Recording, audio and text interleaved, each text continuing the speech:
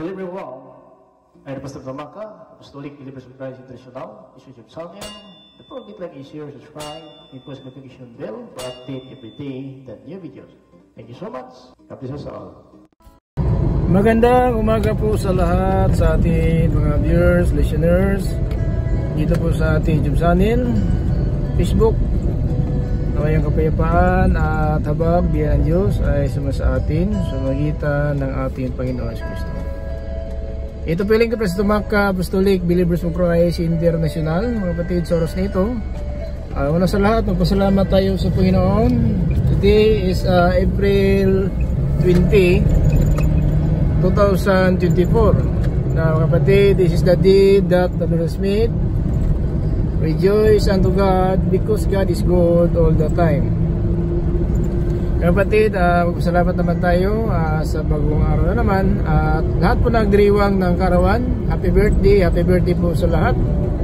Naway ang biyaya, habag, dagdag ng mga araw-taon, malusog na katawan ay ipagkaloob sana ng Panginoon Jesucristo sa inyong lahat. Mga kapatid, ito po ang ating ginagawa sa bawat araw sa ating YouTube channel, Facebook. Nag-create po tayo ng mga video upang iparating natin ang salita ng Diyos sa buong sanlibutan, dahil ito po mga kapatid ang pinakamahalaga sa atin, ang salita ng Diyos kaysa mga bagay na ating nakamtan. Now, lahat po na ating mga hinahangad sa buhay ay alam po ng Panginoon mga kapatid na yan talaga ay nais natin. Subalit ipasa Diyos lang po natin ang lahat, sapagkat ang Diyos lang po ang nakakaalam kung kailan niya ibibigay sa atin ang ating mga ninanais. So malaga mga kapatid na tayo talaga ay makinig ng salita ng Diyos, dahil po ang salita ng Diyos mga kapatid ang nagbibigay po ng buhay na walang hanggan. At yan po mga kapatid ang pinakasintro ng ating ginagawa sa bawat araw ng mga video na ating pinupost sa ating YouTube channel, sa Facebook.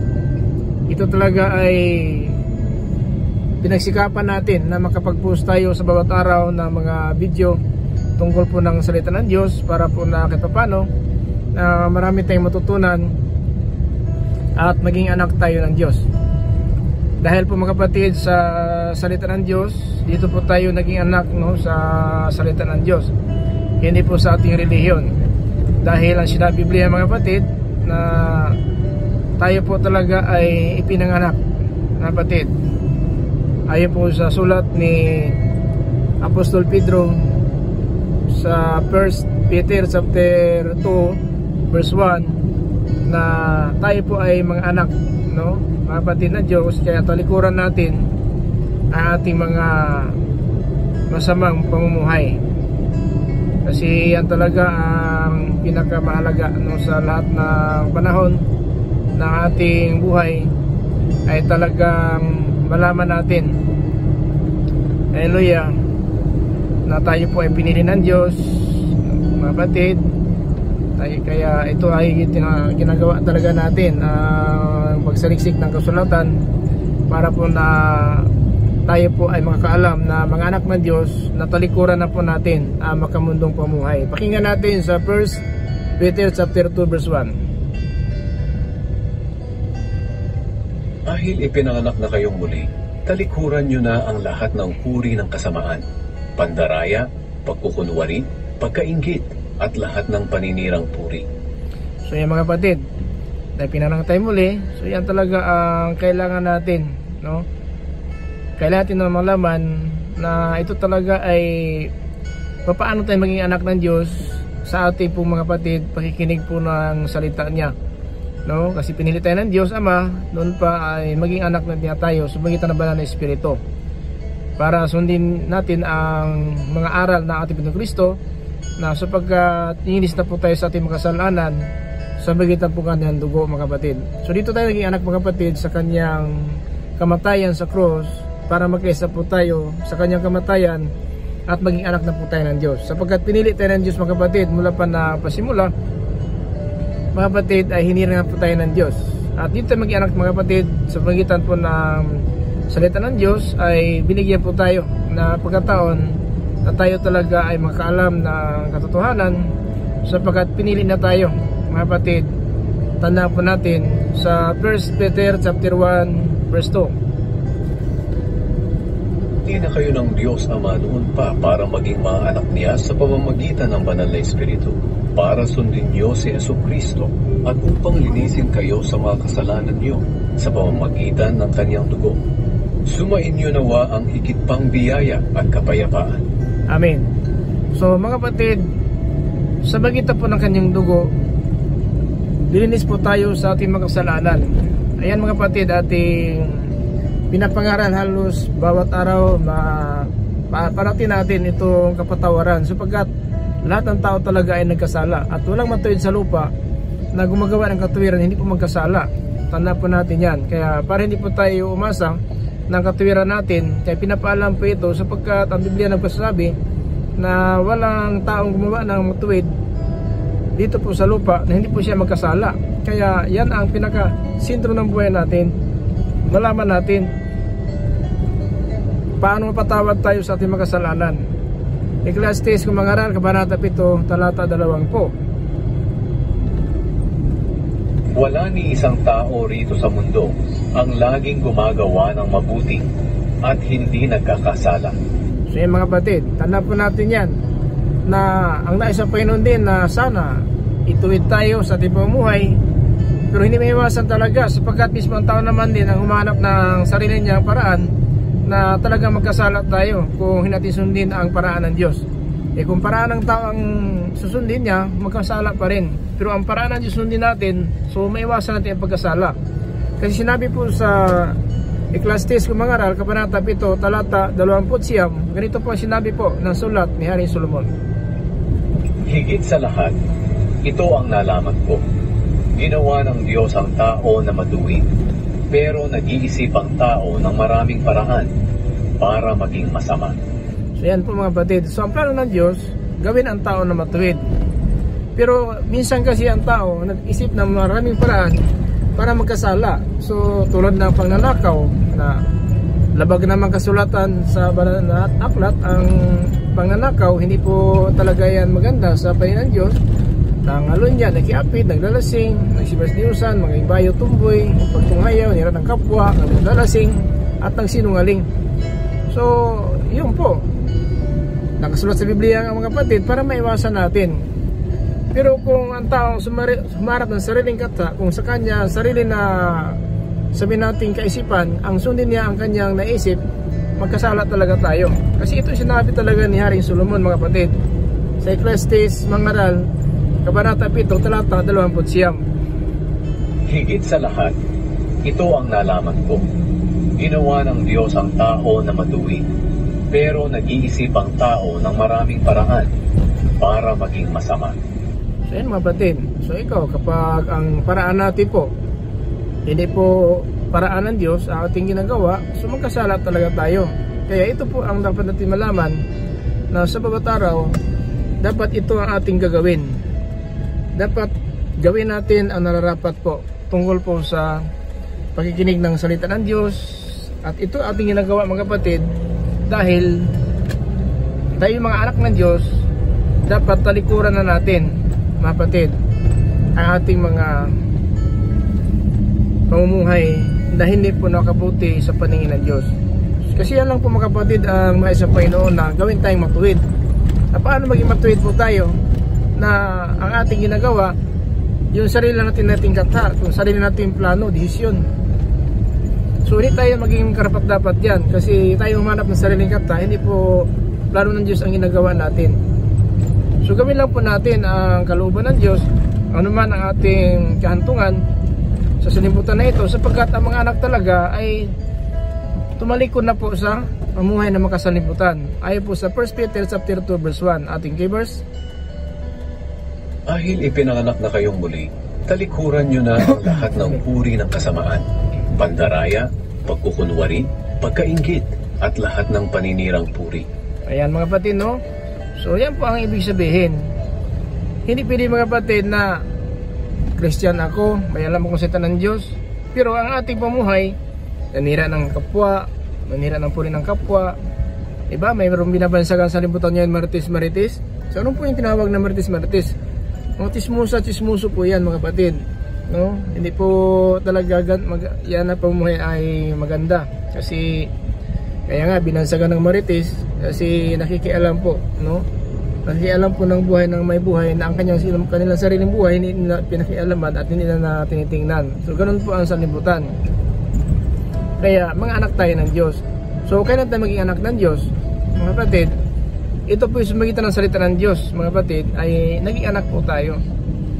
Hindi po tayo naging anak dahil sa reliyon natin. Naging anak tayo ng Diyos sa salita ng Diyos na ating napakinggan.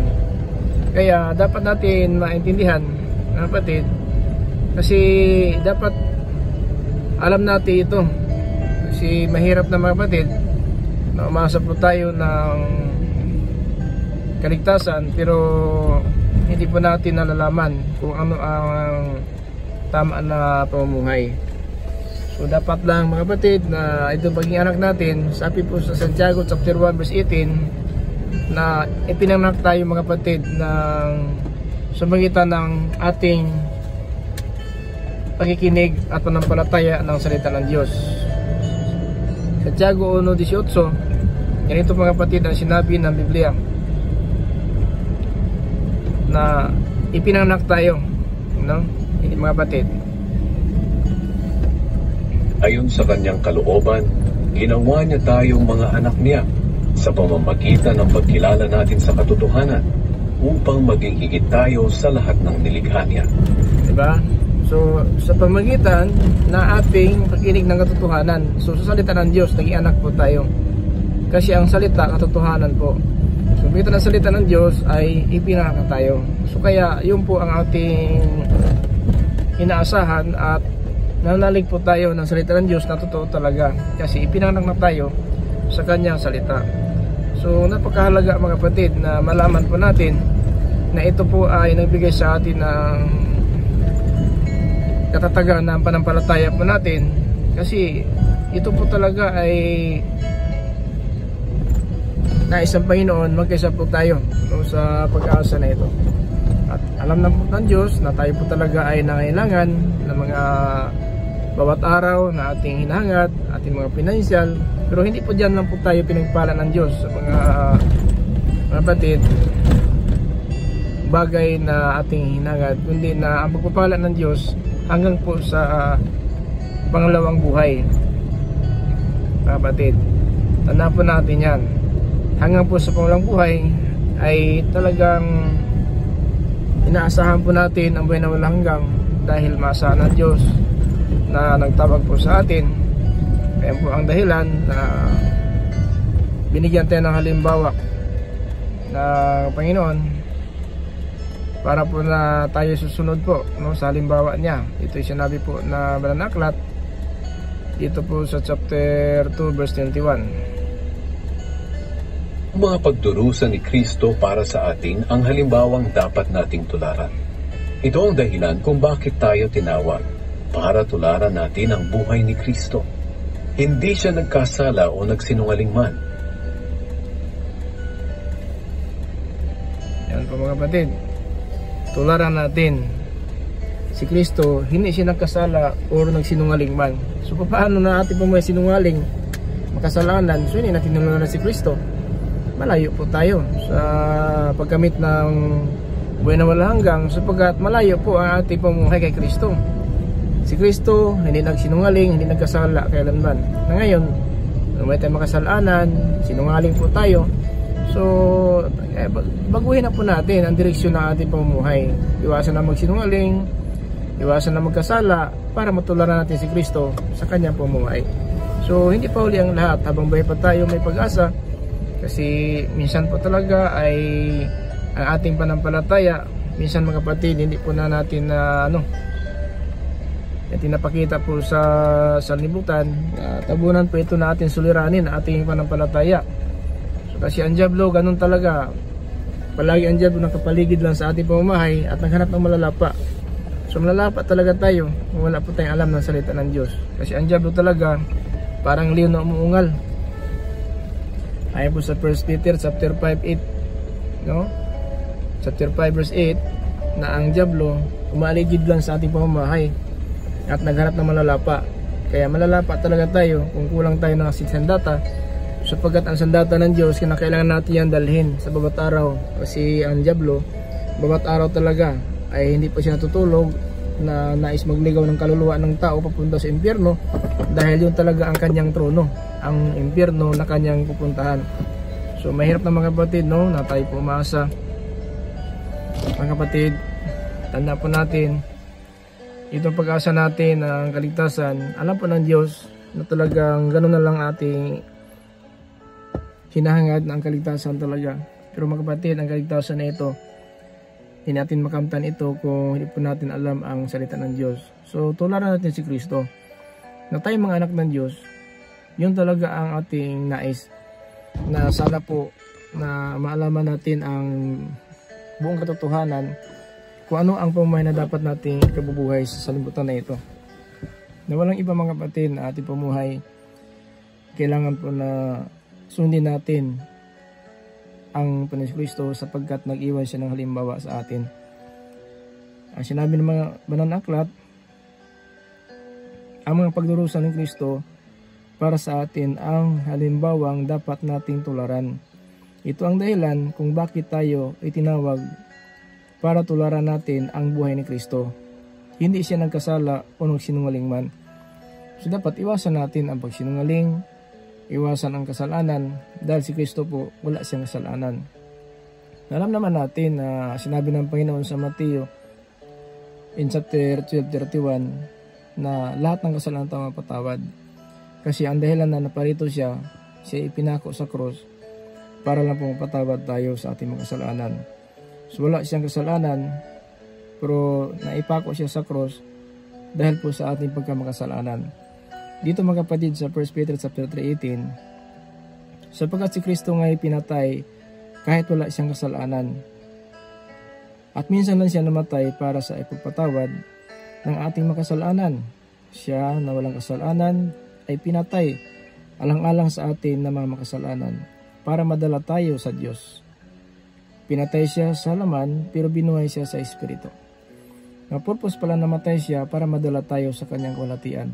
So mga kapatid, napakalaki po ng biyaya ng Diyos sa atin. Minsan kasi ang biyaya ng Diyos na ito, na inasahan sa limutan, ay naging kapahamakan. Kasi maraming umasa ng biyaya. Na mga kapatid, alam naman natin na ang biyaya na sinabi ng Biblia, ito po nang tuturo. Ang biyaya po na ating inasahan, nagtuturo ito sa atin. Hindi tulad ng iba na umasa ng biyaya, pero ang pamumuhay na naman ay walang pagkakaiba sa sanlibutan. Nang umasa ng biyaya na ito, sapagkat sinabi ni Tito, mga kapatid, tandaan po natin na si Tito po ay sumulat dito po sa Tito chapter 2, 11-12. Sapagkat ang biyaya ng Diyos nagbibigay ng kaligtasan ay nahihayag na sa lahat ng tao. Sa verse 12, ito ang nagtuturo sa atin na talikuran ng masama at makamundong pagnanasa. Kaya mamuhay tayo sa mundong ito na maayos, matuwid at makadiyos. Anong sinabi ng banal na aklat? Mamuhay tayo sa mundo na ito na maayos, matuwid at makadiyos. Yan po ang naghintay ng biyaya ng ating Panginoon Kristo. Kaya ano ang gagawin natin? Anak tayo ng Diyos, pero sa ating pagkaanak ng Diyos, parang hindi natin mapakita na ating Diyos Ama, siya po ay banal, siya po ay Diyos na mahabagin, mapagbiyaya at maawain. Sa ating pamuhay, iba tayo. Iba tayo sa ating Diyos Ama. Ang Diyos maawain, ang Diyos mahabagin, ang Diyos mapagbiyaya. Pero man sa mga kapatid ating salita, hindi po nakapagbigyan ng biyaya. Ito po yung nakakalungkot at nakakasama na ating kapwa, ang ating salita. Na mapagmahal ang Diyos, pero hindi tayo marunong magpatawad. Kasi ang sabi ng Pedro is sa 1 Peter chapter 4 verse 8, na magningas kayo sa pag-ibig, sapagkat ang pag-ibig ay nagtatakip, nagpapatawad ng maraming kasalanan. Pero mga kapatid, ang dali nating mainis, ang dali nating mapuot. paano na lang ating hinintay na kaligtasan at sinabi natin anak tayo ng Diyos? Alam naman natin anak ng Diyos na parito, ating Pinagkristo, at nag-iwan ng halimbawa sa atin hanggang ipinako sa cross. Hindi siya nag-atubili na ibigay ang kanyang katawan sa itaas ng cross, alang-alang po sa atin. Pero ngayon, ang gusto ng tao, siya lang ang palaging tulungan. Pero sa iba hindi marunong tumulong. Di ba may ganyan? May mga tao na naghangad na lang kung sabihin natin umaasa sa ibang tao. Pero ang kanyang pamuhay hindi marunong tumingin sa ibang tao. Paano? Paano mapahayag? Paano makita ng tao ang liwanag ni Kristo sa atin na tayo mga anak ng Diyos? Pinatuan ng Biblia po, naging anak tayo ng Diyos sumagitan sa kanyang pangalan. Ayon po sa John chapter 1 verse 12. Sa lahat sumampalataya ng kanyang pangalan at tumatanggap, binigyan siya ng Diyos ng kapangyarihan, may anak siya ng Diyos. So kailan tinatanggap ang pangalan na ito? Nang naunawaan na po natin ang salita ng Diyos, na tayo po nagsisi na po sa ating kasalanan at nagpabautismo tayo sa pangalan na ito dahil nagpapatawad ito ng ating kasalanan, diyan na tayo naging anak ng Diyos. At dahil mga anak tayo ng Diyos, tayo po ay tinuturuan bilang mga anak ng Diyos. So, yan mga kapatid, disiplina ng Diyos sa atin, tinuturuan tayo ng tamang pumuhay kasi ang naghintay ng biyaya na ito, na itong kaligtasan, ay dapat talikuran natin ang makamundong pamumuhay. Makamundo na pagnanasa, talikuran na po. Sapagkat umaasa tayo talaga ng biyaya na ito. Kaya dapat alam natin ito mga kapatid, hindi man lang tayo ma-perfect, hindi man tayo talaga sabihin natin makapag malaki na talagang dahil pastor tayo, perfect tayo, dahil ako pari, perfect ako, dahil ako tagapagturo, perfect ako, dahil ako Christian, perfect ako, dahil ako manampalataya, perfect ako. Hindi po. So nais na po yun, perfect tayo. Kaya ang aral na ito, mga kapatid, ang salita ng Diyos ang nagbigay ng buhay na walang hanggang. Bakit? Dahil kapag sundin natin ng salita ng Diyos, makapasok tayo doon sa kanyang kaharian. City 21 sa Mateo, hindi lahat ng tumatawag sa akin, Panginoon, Panginoon, ay makapasok sa ng langit. Kundi tumutupad lang ng kalooban ng aking Ama na sa langit. Not everyone who said unto me, Lord, Lord, shall enter the kingdom of heaven, but he does do it the will in my Father which is in heaven. So mga kapatid, ganun po ang ating kalagayan. Madaling angkinin Christian tayo. Madaling angkinin may panampalataya tayo. Madaling angkinin ako ay pastor matagal na. Ako ay pari, nag-aral ng 7 o 12 taon. Ako ay tagapagturo ng salita ng Diyos. Nag-aral ng Biblia. Pero mga kapatid, hindi yan ang katibayan na talagang sigurado na po tayo, ligtas na tayo. Hindi po. Dahil maliwanag talaga ang City 21 hanggang sa 23 na sabi sa 22, sa araw ng paghukom, sasabihin nila sa akin, Panginoon, di ba sa daan ipinapangaral namin ang iyong salita, ang iyong pangalan? Di ba gumawa kami ng himala kung nagpapagaling na may sakit sa iyong pangalan? Din sa verse 23, at sasabihin ko sa kanila, aywan ko, taga saan kayo? Hindi ko kayo kilala. Umalis kay sa harapan ko na gumagawa ng kasamaan. Kaya hindi ba siyan ako pastor?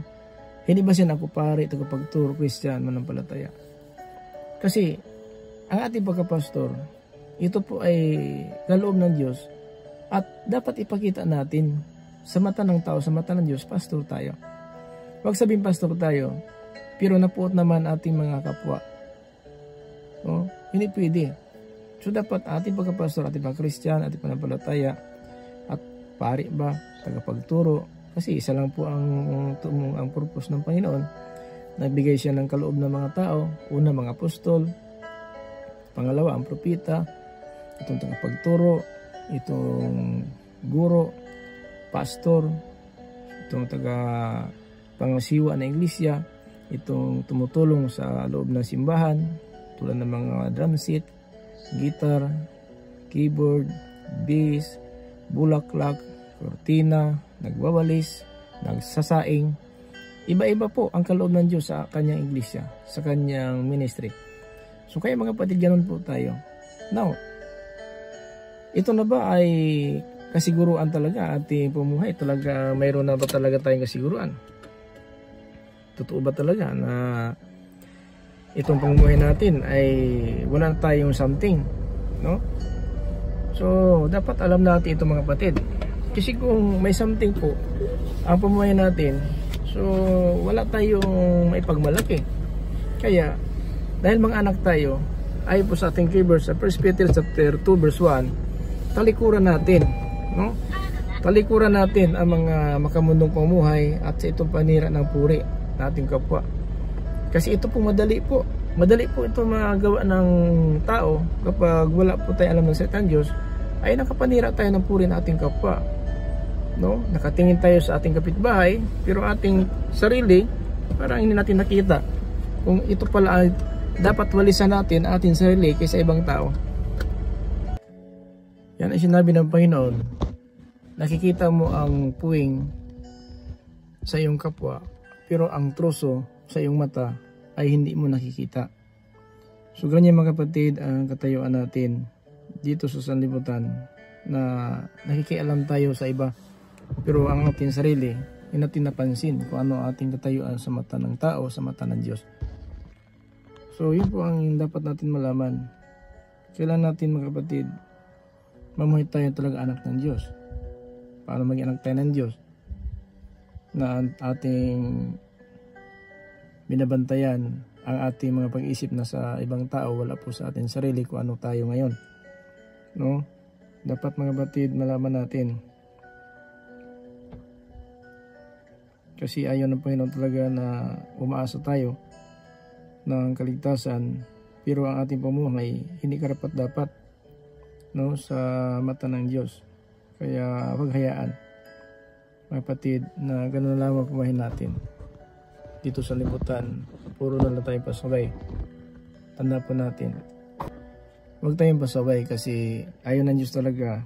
Ayon po sa Mateo, pakinggan natin na City Trees, mga kapatid, nato sa 4. Ito po sa Mateo. Pakinggan natin na. Ngayon ito. Bakit mo pinupuna ang munting puwing sa mata ng kapwa mo, pero hindi mo naman napansin ang malang trusong puwing sa mata mo? So ganyan mo kapatid. Verse 4. Paano mo sabihin sa kanya, kapatid, tutulungan kitang alisin ang puwing sa mata mo, gayong may mga latrusong puwing sa iyong mata? Diba? Ganun paminsan ang sanlibutan, nakatitig at nakatutok tayo sa ibang tao, pero ang ating sarili hindi natin napansin na sa mata ng Diyos kasuklam-suklam na pala ito pamumuhay natin. Kaya bilang mga anak ng Diyos, tinuturuan tayo ng Diyos na hindi po tayo maging suwail, kasi umaasa tayo, anak tayo ng Diyos, tayo talaga mga Christian, tayo may panampalataya, pastor, tagapagturo. Pero mga kapatid, na ating pumuhay sa sanlibutan na ito ay hindi po nakikita ng Diyos ang ating totoong pamumuhay na bilang Kristiyano. Kaya hindi pa huli ang lahat mga kapatid. Marami pa po ang paraan ng Diyos, dahil po na alam naman ng Diyos na nangangailangan tayo ng kaligtasan at sinabi natin mga anak tayo ng Diyos. So kaya tinuturuan tayo ng nararapat na pamumuhay. Kasi ayaw ng Diyos talaga na ipahamak ang tao. Diba? Sinabi po sa Ecclesiastes kung mangaral, Kabanata 7, talata 29, ang sabi ni Haring Solomon, higit sa lahat, ito ang nalalaman ko, ginawa ng Diyos ang tao na matuwid, pero ang tao naman nag-isip ng maraming paraan para maging masama. No, kaya alam natin, inisip natin ito talaga ay nakabuti o nakasama sa Panginoon. Kung nakasama, iwasan na po natin yan. Kasi alam naman natin na ang mga masama walang bagay sa kanilang langit. Na ano na lang ating ipagpatunay na mga anak tayo ng Diyos. So naging anak na tayo ng Diyos sa kanyang mga salita. Kaya nga, sinabi ng Panginoon sa Mateo chapter 12, Kabanata 12, talata 5, na siyang sumusunod ng utos na aking Ama na sa langit, siya ang aking mga kapatid at aking ina. So, talagang accept tayo na kung sumunod tayo ng utos ng Diyos na ating Ama na sa langit, maging kapatid tayo ng ating Panginoon Kristo. Siya ang panganay po, mga kapatid. Pakinggan natin sa Roma chapter 8 in verse 29. Ito po sinabi ni Apostol Pablo. Sa Roma chapter 8 verse 29, ganito po ang sinabi ni Apostol Pablo. Sapagkat alam ng Diyos noon pa man kung sino-sino ang kanya magiging anak. So alam ng Diyos noon pa man kung sino-sino ang kanya magiging anak. Kasi bago tayo pinanganak sa libutan, hindi po magulang natin ang plano, may isinilang tayo. Ang Diyos po nagplano. No, ang purpose na isinilang tayo sa libutan na ito para po sa kalahatian ng Diyos na ating Ama. Pero mga kapatid, yung plano ng Diyos sa atin, sana ng kabutihan, naging mapasama. Dahil po sa atin na din, na pamumuhay natin na hindi po tayo sumunod ng kalooban ng Diyos. Sapagkat alam ng Diyos noon pa man kung sino-sino ang magiging anak niya. So alam ng Diyos na sa ating pagsilang sa libutan ay pinagbigyan tayo muna sa kapanahonan natin. Tanda po ni Kristo mga kapatid, yung anak niya dito sa isilang po ni Maria, maglabing 30 taon na po siya nangarap po ng magandang balita. So isang basihan po yan na hanggang tayo nagkaroon ng pangunawa, binigyan tayo ng Panginoon muna ng freedom. Ikaw ang gusto mo, gagawin mo, sabi niya kay Pedro, sa bata ka pa, ikaw ang magbakos sa iyong sarili at pupunta ka saan mo gusto. Pero pagtanda mo na, iunat mo mga kamay, iba ang magbakos sa iyo, iba ang magbihis sa iyo, at dalhin ka na sa lugar hindi mo nagustuhan. So mga kapatid, ganun tayo. Pero ayaw ng Diyos na ang mapunta natin ang lugar na hindi magustuhan. Isang halimbawa lang po yan. Kasi ang sabi niya, ikaw lang masunod. So meaning to say, kung tayo lang masunod, dadalhin tayo sa lugar na hindi po natin magustuhan. Now, sa pumuhay ngayon, alam naman natin, may impyerno, may paraiso. Now, anong gusto natin? Impyerno ba? Di ba paraiso? Pero bakit sa ating pagalit sa libutan, dadalhin tayo sa lugar na hindi magustuhan? Tulad na isang mayaman, na siya talaga ay namatay, dinala po siya doon sa nag-alab na apoy. Now, mayaman nga siya. Biblical natin yan mga kapatid sa Lucas 16 in verse 22 to 30 mga kapatid. Kahit na po talaga siya mayaman mga kapatid, pero hindi talaga siya nakaiwas, no? Doon siya nakalagay sa nag-alab na apoy. Ganun tayo mga kapatid, huwag tayong kumpiyansa. Kasi sa ating panahon ngayon, mahirap na mga kapatid na pag-alis na sa libutan, ating pupuntahan kapahamakan. Alam ng Diyos po, na hanggang sa mga araw na ito, inaksip lang natin tayo mga Kristiyano, pastor to kapagturo, parit, mampalataya man. Pero sa ating pumuhay, mayroon pa rin nakita ang Diyos na mga pumuhay natin, hindi po karapat dapat. Kaya ayon ng Diyos na ang pagkahinirang natin, sapagkat noon pa man, alam na po ng Diyos kung sino maging anak niya. No? Sino maging anak niya. At siya ay itinalaga katulad ng kanyang anak na si Jesus para siya ang maging panganay sa maraming magkakapatid. Now, tama, pinatunayan ito ng Kristo talaga sa Matthew chapter 12:50. Kung sino sumusunod ng utos na aking Ama sa langit, siya aking ina at aking kapatid. So, ganun mga kapatid tayo. Pumasok tayo ng kaligtasan, alam na po natin na talagang mayroon talagang maasahan tayo na buhay na walang hanggang. Kaya alam ng Diyos kung sino ang maging masunurin sa Kanya noon pa man. Kaya kung maging masunurin tayo, tayo po yan. Ang nakita ng Diyos na maging anak talaga niya. Pero kung maging suwail tayo, kapatid, alam na po ng Diyos na talagang hindi tayo karapat-dapat sa Kanya. Kasi tayo lang po ang naghanap ng sarili nating paraan. Diba? Sinabi sa Ecclesiastes Mangaral, Kabanata 7, Talata 29, na ito lang nakita ko na nais ng Diyos na ituwid ang tao. Pero ang tao na rin ang naghahanap ng sarili nilang paraan para sila magkasala. Kasi minsan po ang desisyon natin hindi po talaga tama. Ang ating naisipan, ang ating naramdaman, ating panalita, napakalayo po sa ating pagpatunay na tayo po ay Kristiyano. So dapat alam natin ito kasi sayang naman ang panahon na tayo po naman sa libutan na hindi pala ito maasahan na ang kaligtasan na hinahangad po natin. Kaya noon pa lang talaga. Kasi alam natin na sinabi ni Apostol Juan, dito makilala ang anak ng Diyos at anak ng Diablo sa sanlibutan. Paano makilala? Pakinggan natin ha. So chapter 3 in verse 10 dito po sa 1 John. Yan ito sinabi sa Apostol Juan. Dito makilala kung sino mga anak ng Diyos at kung sino ang mga anak ng Diablo. So akala natin madaling sabihin anak tayo ng Diyos, pero tandaan po natin, hindi basihan sa bibig natin na sabihin lang natin mga anak tayo ng Diyos, na yun pala anak tayo ng Diablo.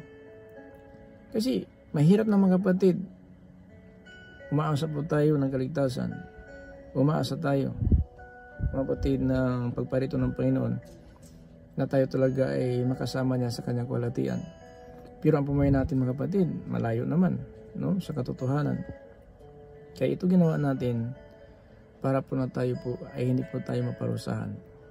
Na madali lang ang sabihin. Pero alam na ba natin na sinabi talaga ng Biblia, dito makilala kung sino anak ng Diyos at kung sino anak ng Diablo. Ang lahat ng hindi gumagawa ng matuwid ay hindi nagmamahal sa kanyang kapatid, ay hindi anak ng Diyos. So, kapag masama po natin at hindi tayo marunong umibig na ating kapwa, hindi tayo anak ng Diyos. So, kanino? May anak tayo ng Diablo? Ikaw ba isang ayon? Natawagin tayo anak ng Diablo? Tulad na sinabi ng Panginoon sa John 8 verse 44, ito po sinabi niya sa mga Hudiyo na habang siya ay nag-aaral ng salita ng Diyos, dahil po hindi po sila nakikinig at hindi na iunawa ang tungkol ng kanyang pananalita kung pangangaral. Kasi sinabi ng Panginoon dito mga kapatid, sa John 8:44, ang inyong ama ang Diablo. Bakit? Sapagkat sinabi sa 43, hindi ninyo naintindihan ang sinasabi ko dahil hindi ninyo matatanggap ang aral ko. Kapag hindi natin matanggap ang aral ng Diyos, hindi natin tanggapin ang aral ng Diyos, hindi natin unawain ang salita ng Diyos, ang ama natin ang Diablo. Ito maliwanag po. Hindi ninyo maintindihan ang sinasabi ko dahil hindi ninyo tinatanggap ang aral ko. Now, ang aral ng Diyos sa atin tungkol po sa matuwid na pamumuhay. Pero bakit sinabi ng Panginoon 44, ang inyong ama ang Diablo? Kung anong gusto niya, iyon ang ginawa ninyo. Alam naman natin ang Diablo ayaw sumunod ng aral ng Diyos. Pero may panampalataya siya na isa ang Diyos. Pero hindi niya magawa kung anong utos ng Diyos. Kasi kaaway niya ang Diyos. Ganun po mga kapatid, kaya tayo masunurin, tayo tinuturing ng mga anak ng Diyos. Now, kapag hindi natin ginawa ang mga aral ng Diyos, naging anak tayo ng Diablo. Sinabi dito, kung anong gusto niya, yun ang ginagawa ninyo. Siya mamatay tao mula pa ng pasimula. At ayaw niya ang katotohanan dahil wala sa kanya ang katotohanan. Di ka sa kanya magsinungaling dahil sinungaling siya. At siya ang pinagmula ng lahat ng sinungaling. So kaya ang pamuhay natin pagsisinungaling, mga kapatid, hindi matuwid, hindi po talaga anak ng Diyos. Alam na po natin. Pero sinabi natin, anak tayo ng Diyos, sinabi na may panampalataya tayo. Pero mga kapatid, dapat ipakita natin talaga, kaya hindi lang sumitan ng bibig. Dapat gawin natin. Mga kapatid, sa 3:18 sa John, sinabi dito mga kapatid, 3:18, dito po sa John, 1 John, mga anak, huwag tayo magmahalan sa salita lamang, kundi ipakita natin sa gawa na tunay tayong nagmamahalan. Now, kapag hindi natin ibig ang kapatid natin, hindi po tayo anak ng Diyos. Kasi sinabi sa verse 10, kapatid, ang sinabi dito, at dito makilala natin kung sino anak ng Diyos at kung sino anak ng Diablo. Ang lahat na hindi gumagawa ng matuwid at hindi nagmamahal ng kanyang kapatid, hindi anak ng Diyos. Kaya ang pagmamahal, hindi sa bibig lang po. Tingnan mo ang mag-asawa, na hindi tunay pagmamahal, naghiwalay pa rin sila. Pero ang tunay ng pagmamahal ay nanatili. Tulad ng pagmamahal ng Diyos sa atin, makasalanan nga tayo. Pero bakit? Nagkaroon tayo ng pag-asa ng kaligtasan. Nagkaroon tayo ng pag-asa ng pinamalanggang dahil sa totoong pagmamahal ng Diyos sa atin. Dahil mahal natin ang Diyos, kapatid, ito ang ating ginagawa. sinusunod natin ang kanyang mga utos. Sapagkat ang pinakadakila, kung pinakaunang utos sa lahat, ibigin ang Panginoon ng buong puso, buong tapat, at buong kaluluwa. Yan ang sinabi sa Matthew 22, verse 37. At sa verse 38, ito ang pinakadakila na utos ng Diyos. Mahalin ang Diyos. Kaya kung mahal natin ang Diyos, sinusunod natin ang kanyang salita. Kasi si Panginoon Kristo, mga kapatid, nagpapatunay sa John 14:21, kung sinong mayroon akong salita at gumagawa, siya umibig sa akin. Ibigin siya ng aking Ama, ibigin ko rin siya, at magpakilala ako sa kanya. Ganun, mga kapatid, ang umasa po at nag-accept po na anak ng Diyos, tulad ng ating Panginoong Kristo, siya anak ng Diyos, at maging masunurin siya hanggang siya ipinako sa cross dahil sa pag-ibig niya at paging masunurin niya sa ating Diyos Ama. Tulad natin, kung talagang namahal natin ang Diyos, susundin natin ang kanyang mga utos dahil ang utos ng Diyos nagtuturo sa atin at ang utos ng Diyos nagbigay sa atin ng buhay na walang hanggan.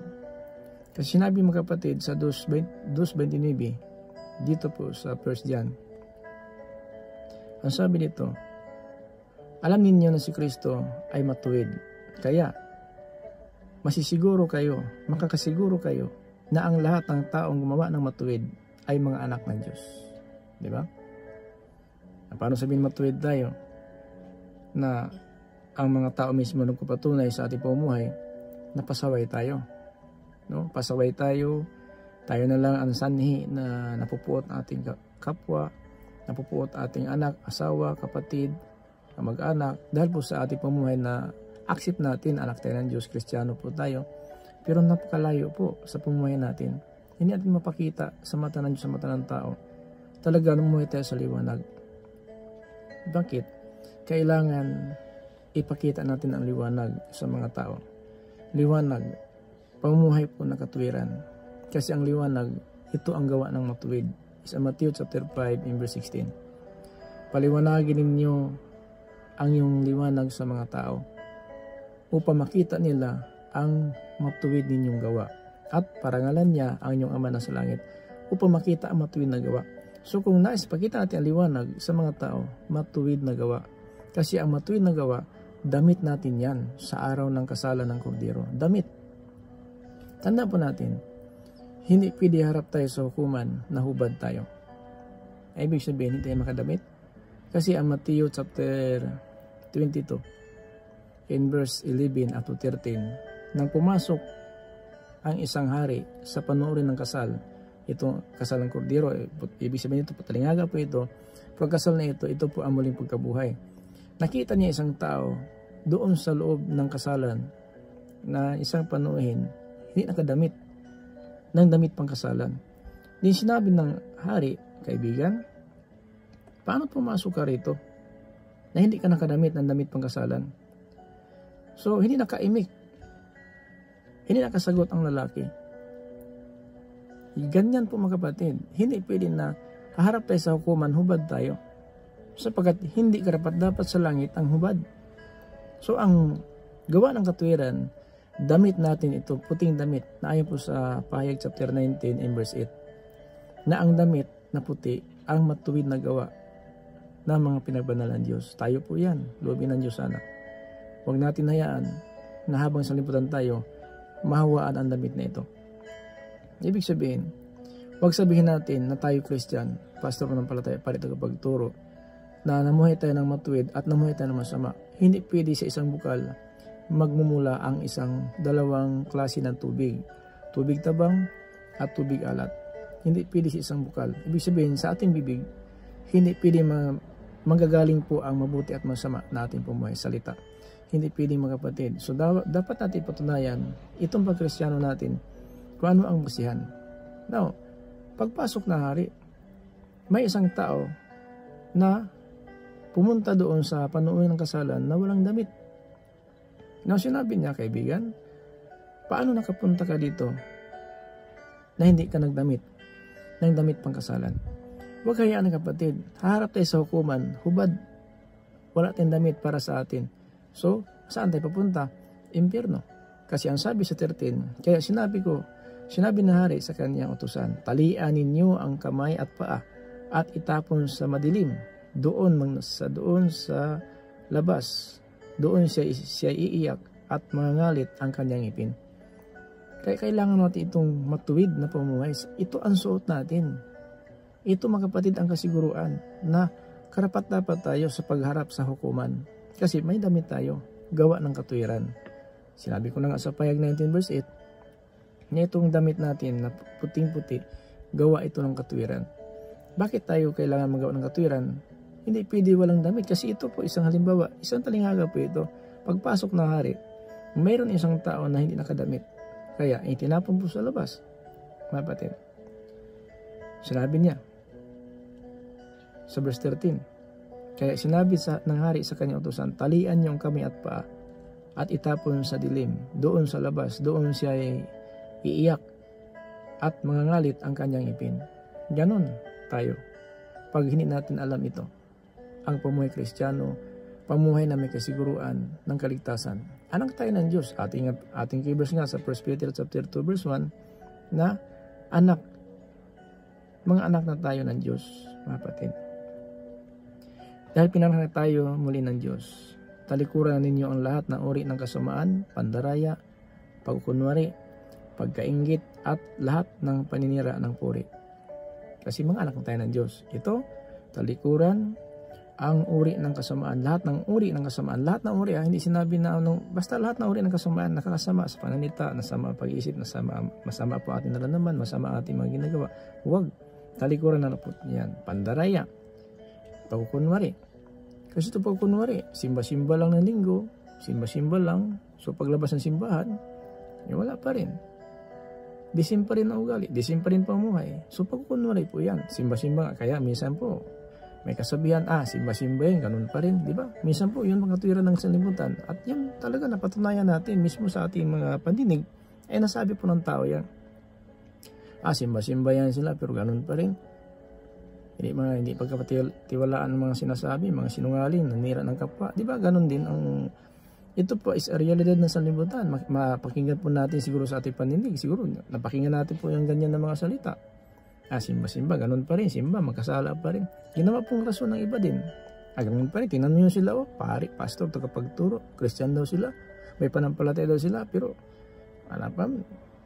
ganun pa rin. Walang pagbabago. Diba? Minsan, imbis yung salamin, tayo ang salamin, tayo na pong nakakatisod. Salamin tayo sa limutan. Dito nakatingin sa atin ang mga hindi Kristiyano at nasa dilim. Paano nasa dilim sila? Tayo nasa liwanag daw, pero ang ating gawa para nasa kadiliman. Kasi napukot pa rin tayo kahit sa ating pagkapasok kay sa pari tagapagturo, manampalataya, ang puot nasa puso pa rin natin. Hindi pa tayo karapat-dapat talaga sa harapan ng Diyos. Kaya dapat tanggapin natin ang katotohanan, mga kapatid. Hindi pa po uli ang lahat. May pagkataon pa po. Mga kapatid, Ecclesiastes chapter 9 and verse 4. Habang buhay pa ang tao may pag-asa. Kaya huwag hayaan ang pag-asa na ito ay hindi maasahan. Ang pag-asa natin, buhay na walang hanggang. Kaya ang sabi ng Apostol Pablo is sa Romans chapter 8:24, ligtas na tayo ngayon. Pero, hindi pa natiyak. Hindi pa natiyak. Nakipaglaban pa tayo sa ating laman, pisikal, itong pagnanasa at espiritual, nagbibigay ng buhay na walang hanggang. Pag nanasa, mga kapatid, hindi maiwasan ito dahil po sa katawan pa tayo, sa laman pa tayo. At hindi maiwasan pamuhay ng laman, pero nasa ang Espiritu ng Diyos nagtuturo din sa atin para huwag pagbigyan ang pagnanasa ng laman. Yan po yung sinasabi, mga kapatid, ni Apostol Pablo sa Galatians chapter 5 verse 16, mamuhay kayo sa Espiritu upang hindi mapagbigyan ninyo ang pagnanasa ng laman. Ibig sabihin, atin sundin ang Espiritu ng Diyos, ang salita ng Diyos para maiwasan ang pagnanasa ng laman. Mga kapatid, yan lang po ating isishare po sa inyo, sa lahat ng ating mga viewers, listeners, dito po sa YouTube channel sa Facebook. So huwag kalimutan, i-like and share lang po natin or subscribe din. I-post natin ang notification bell for update everyday new videos or live streaming or sharing the word of God about the salvation in the day of Jesus Christ. Once again, I'm the Pastor Lito Maca, Apostolic Believers for Christ International. And sending to us, grace, mercy, and peace. Be with us, Jesus Christ. Amen.